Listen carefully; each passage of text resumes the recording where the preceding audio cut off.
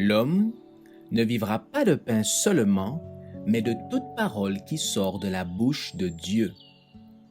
Voici votre moment de méditation quotidienne.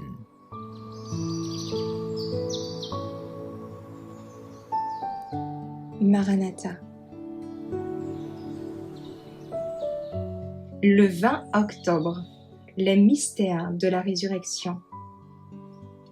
Mais je sais que mon Rédempteur est vivant et qu'il se lèvera le dernier sur la terre. Quand ma peau sera détruite, il se lèvera. Quand je n'aurai plus de chair, je verrai Dieu.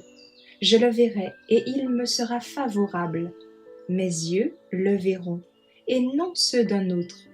Mon âme languit d'attendre au-dedans de moi. Job 19, versets 25 à 27. Notre identité personnelle sera conservée lors de la résurrection. Bien que ce ne soient pas les mêmes particules de matière, ni la même substance matérielle que celle qui descendit dans la tombe. Les œuvres merveilleuses de Dieu sont un mystère pour l'homme.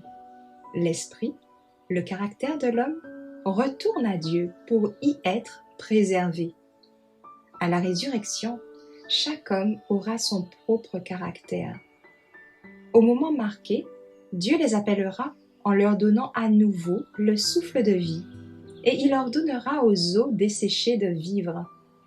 La même forme apparaîtra, mais elle sera libérée des maladies et de tout défaut. Elle vit à nouveau avec les mêmes traits individuels, de manière que l'ami reconnaîtra son ami. Il n'y a pas une loi de Dieu dans la nature qui montre que Dieu redonnera les particules identiques de matière qui composent le corps avant la mort. Dieu donnera au juste mort le corps qui lui plaira.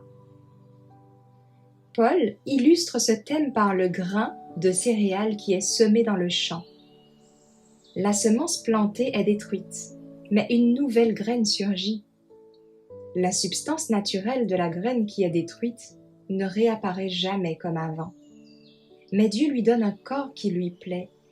Un matériau bien meilleur composera le corps humain, car c'est une nouvelle création, une nouvelle naissance. Un corps naturel est semé, un corps spirituel se lève. Le croyant peut mourir, comme Christ mourut, mais la vie du Sauveur est en lui.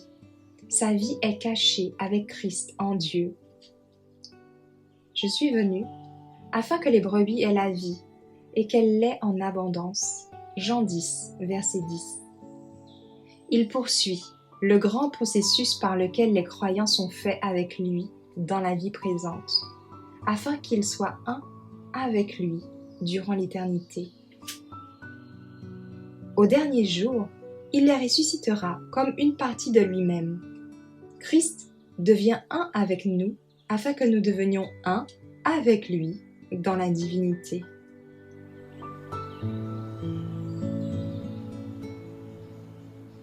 Merci d'avoir écouté cette présentation. Assurez-vous de nous rejoindre demain pour votre moment de méditation quotidienne avec lereste.org.